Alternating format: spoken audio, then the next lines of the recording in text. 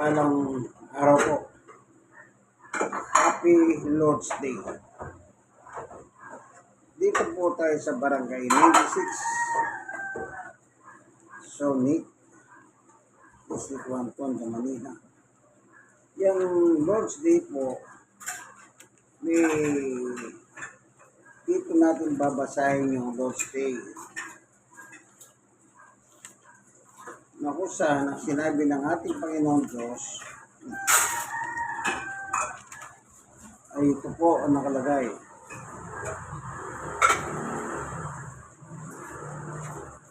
Sa Exodo po, nakasulat yan. Yes. Ang ikapitong araw para kay Yahweh na iyong Diyos. Sa bansang Pilipinas po, ang ikapitong araw ay linggo. Ngayon, may mga iba't ibang reliyon po, sinasabi nila, dapat daw ang imbes na linggo, dapat Sabado. O kaya kung sa mga Muslims, Friday. Alam niyo po, ang Diyos, hindi lang po siya Diyos ng isang araw.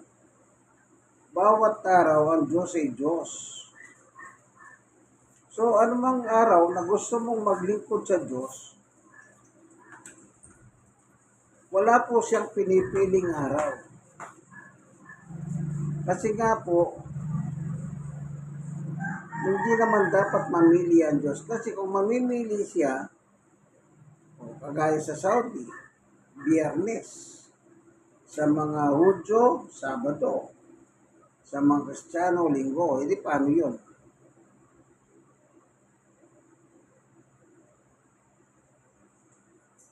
Kaya mali yung sinasabi ng ibang sekta ng reliyon. Kahit anong araw po, araw ng Panginoon. Siya lumikha ng lahat ng bagay. Hindi po siya nasasakop ng batas ng tao. Diyos siya. Kaya sabi niya rito,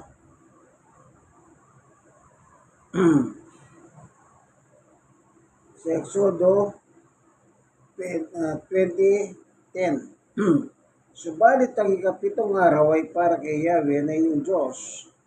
Kung ang Diyos ay Diyos mo, ang sabi niya ay sa kapitong araw sa Kanya. Ito ay araw ng pamamahinga. Sa araw na ito, huwag magtrabaho ang sino man sa inyo.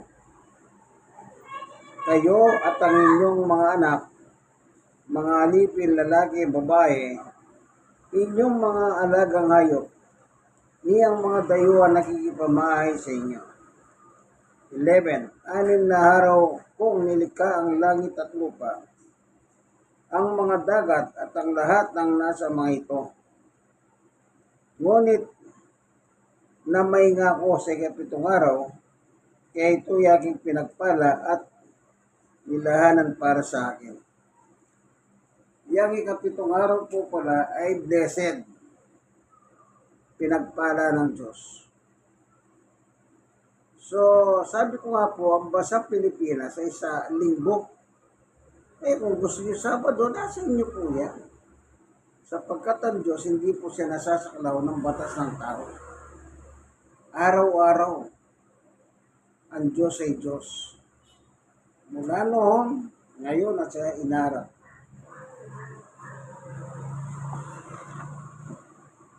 Kaya nga meron nakalagay dito sa Biblia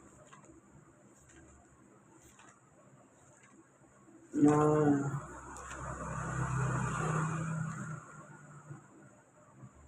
may mababasa tayo dito na sa Hebreo 10:25. Huwag nating kaligtahan ang pagdalo sa ating mga pagtitipon gaya na nakasanayan ng iba. Sa halip palakasin natin ang loob ng isa't isa, lalo na ngayon nakikita natin malapit na ang araw ng Panginoon.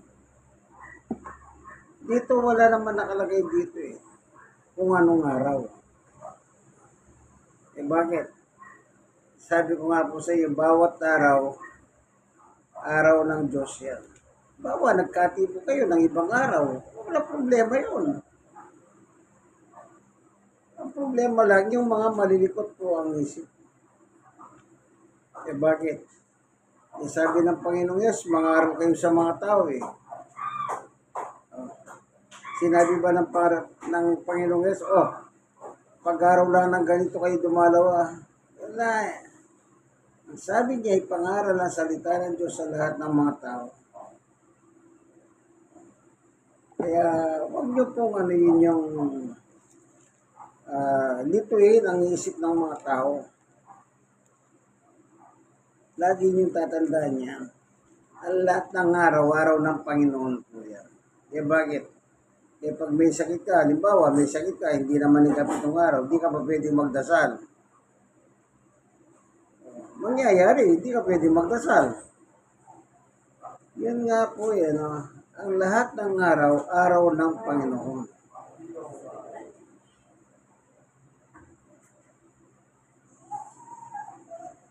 Dito may nakalagay, sabi niya,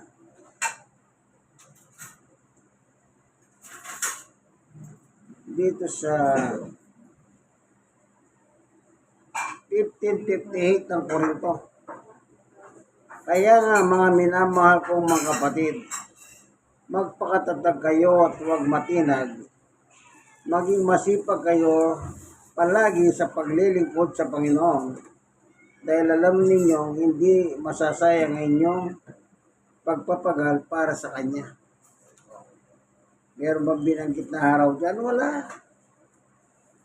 Kaya pag meron tayong gatherings tungkol sa church, kahit anong araw yun, amen. Araw ng Panginoon. Kaya wag po kayong magpauto sa mga nagsasabi, dapat daw Sabado, bahala na po kayo. Bawat araw sa Panginoon po yan. Siya ang Diyos noon, Diyos ngayon, at Diyos sa inara. Kaya magandang bagay po, natututo tayo pagdating po sa salita ng Diyos. Yung pagtitipon po sa Diyos, wala pong pinipiling araw yan. Eh bakit? Eh di ba may mga sama ng mga simbahan, may araw ng Bible study, may araw ng prayer meeting. Iba-ibang araw yun. Ibig ba sabihin, pagkagano wala ang Diyos?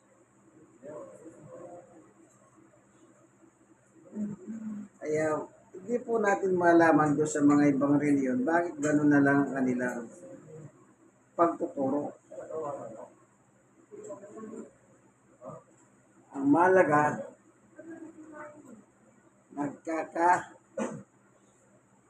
itong Biblia ginagamit. Sa ating pong paglilingkod sa Diyos, hindi lang naman yung dapat nasa simbahan ka. Kahit wala ka sa simbahan, pwede kang maglingkod sa Diyos. Lagi niyo pong tatandaan. Kasi dito sabi niya, yung unang Korinto, wala naman sinabing araw yun. Ulitin nga natin, ano? Sa unang Korinto 15:58, kaya nga mga minamahal kong kapatid, magpakatatag kayo, huwag matilag.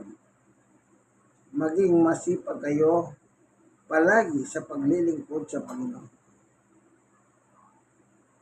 Dahil alam ninyong hindi masasayang ang inyong pagpapagal para sa Kanya. Yang basta sundin nyo lang po ang batas ng Diyos. Paglilingkod po yan. Pagpapagal yan para sa Diyos. Ang mahirap po, binabago nyo po Huwag baguhin. Huwag baguhin. Kung ano po yung nakalagay, yan po yung nakalagay. Huwag ninyong lagyan ng kung ano-anong mga yan. Lagi yung dadandahan. Purihin ng Panginoon. Kaya sabi ko nga po, halimbawa, may sakit sa inyo. O kailangan sa linggo ka lang mananalangin.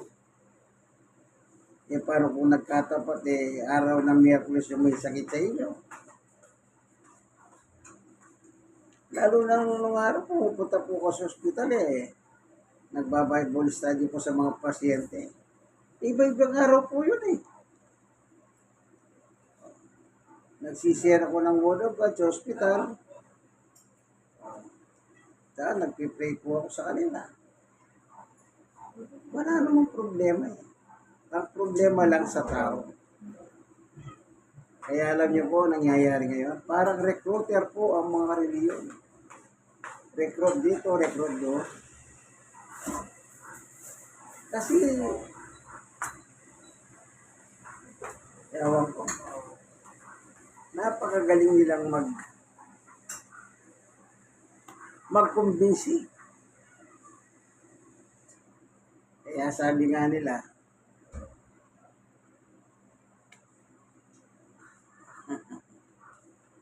lagi niyo pong tatandaan niya. Ang pagsunod sa salita ng Diyos ay paglilingkod po sa Kanya. Kung naniniwala kayo sa Diyos, sundin niyo ang utos niya. Ano yan? Paglilingkod sa Kanya. Halimbawa, hipyado po kayo ng isang munisipyo. Kung sino ang mayor ng munisipyo ninyo, kung ka nagtatrabaho, sino ang paglilingkuran mo? Hindi po ba yung mayor nyo? Kung ano po yung mga pinasusunod na alituntunin, hindi ba yun na sinusunod nyo? Kasi doon kayo naglilingkod kay mayor.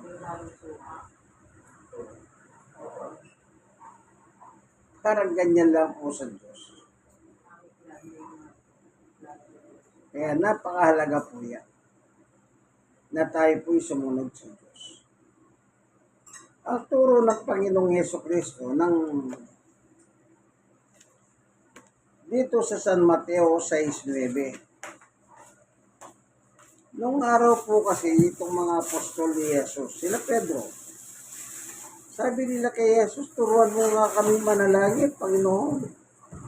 Kasi itong si Juan, tinuturuan ng kanyang mga alagad. Kaya turuan mo rin kami. Ngayon, ang sinabi ng Panginoong Jesucristo, ganito kayo manalangin. Dito po sa Mateo chapter 6:9, ganito kayo manalangin. Ama namin nasa langit ka, sambahin nawa ang iyong pangalan. Diyos, dumating nawa ang iyong kaharian, masunod nawa ang iyong kalooban dito sa lupa, tulad ng sa langit. 11. Bigyan mo kami ng aming pagkain na araw-araw. 12. At patawarin mo kami sa aming kasalanan tulad ng pagpapatawad namin sa mga nagkakasala sa amin. 13. At huwag mo kaming hayaan matukso, kundi ligtas mo kami sa masama. Close parenthesis, sapagkat iyong kaharian at ang kapangyarihan at ang kalwalatian magpakailanman namin. Anong sabi ng Panginoong Yesus? Masunod nawa ang iyong kalooban dito sa lupa tulad ng sa langit. Kaya, susunod po tayo sa kalooban ng Diyos. Maging sa Apostol Pedro po, tingnan ninyo yung salita niya. Pagsunod pa rin po ang binabanggit niya. Pagsunod sa salita ng Diyos. Ito. Ang sabi po sa unang Pedro 2:24.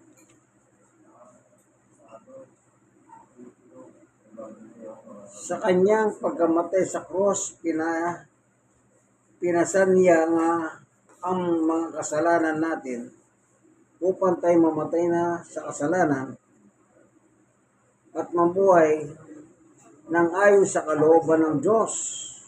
Kita nyo? Mamuhay. Kasi po, yun po yung tama. Sa ating paglilingkod, kailangan nabubuhay tayo sa salita ng Diyos. Paglilingkod po sa Kanya yan. Kaya ginawa ko halimbawa, pag nagtatrabaho ko sa isang munisipyo, natural ang paglilingkuran mo ang mayor. Purihin ng Panginoon.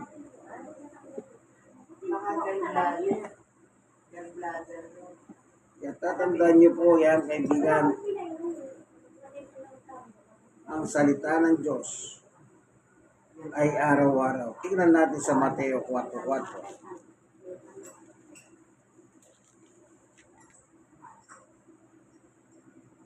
Sumagot si Jesus, nasusulat, hindi lamang sa tinapay nabubuhay ang tao, kundi sa bawat salitang namumutawi sa bibig ng Diyos. Araw-araw yan. Mabuhay ka sa salita ng Diyos araw-araw. Bakit? Araw-araw di po pagkain ng tao eh. Inalintulad lang po ng Panginoong Yesus ang pagkain. Yan dapat ang buhay natin. Mabuhay tayo sa salita ng Diyos araw-araw. Mahirap po ba yan, kaibigan? Wala pong mahirap dyan. Nasa tao lang po yan. Unless hindi po kayo naniniwala sa Diyos. Pero kung naniniwala kayo, dapat niyo pong sundin ang Diyos. Kaya yung turo ng Panginoong Yesus, nang sinabi na ila Pedro, tulungan mo kami manalangin. Kung ganito kayo manalangin, naman namin nasa langit. Sundin ang kalooban mo. Dito sa lupa, para nasa langit. Dito pa lang sa lupa, sumunod na po tayo. Paglilingkod po sa Diyos yan, kaibigan.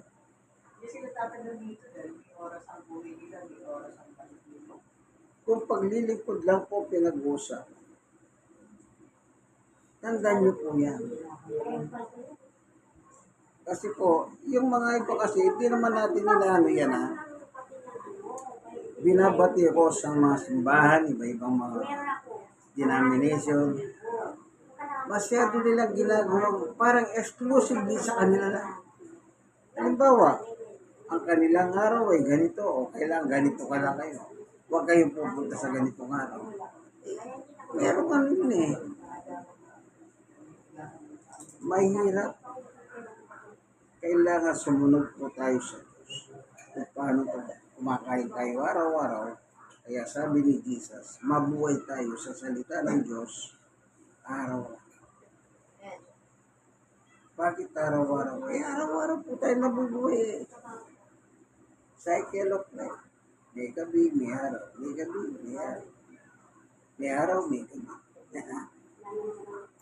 Tatandaan niyo po yan, kaibigan.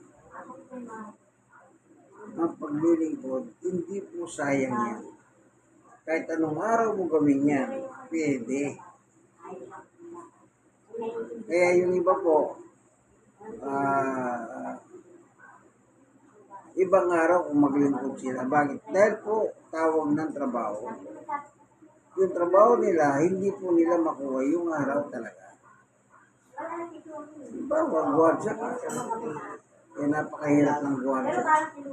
Diyan parang walang holiday sa gwardiya.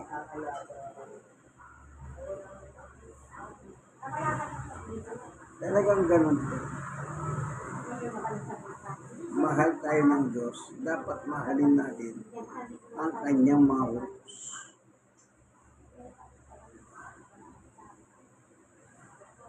Kaya lagi niyo po sa niya. Wala pong problema kahit anong araw niyo paglingkuran ng Diyos.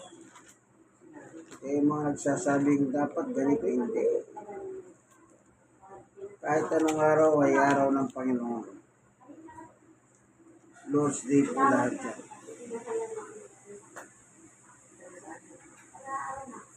Dito po sa Hebreo chapter 13 verse 8.